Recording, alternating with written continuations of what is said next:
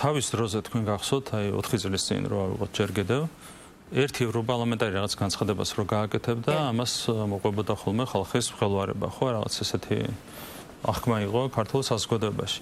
და ერთი რაც გაიგო ქართულმა საზოგადოებამ, არის ის, რომ არავითარ ევროპარლამენტარის განცხადებას, ევროკომისრის განცხადებას შემდეგ არ აქვს ფასი თუ არის უსამართლო.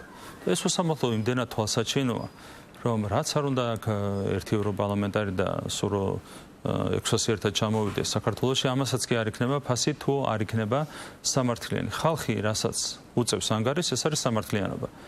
და ვის რა უნდა ასწავლოს ამ ქალბატონმა, არის ჩვეულებრივი პოსტსაბჭოთა ნატურის მქონე ადამიანი, ხო? თავის ყველაფრით.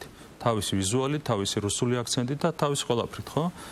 ჩვეულებრივად გეგონება ცეკას ასე ვთქვათ პოლიტბიუროს წარმომადგენელი თან ძველი დროიდან, ახალი დროიდანაც არა. და იმ დროის ზუსტად რაღაც 60-იანი წლების ხრუშჩოვის დროის ცეკას პოლიტბიუროს წარმომადგენლის ვიზუალი აქვს, ასე მეტყველებს, ასე იქცევა. არავითარი ფასი არ აქვს, რა თქმა უნდა, ასეთ ადამიანებს საქართველოში.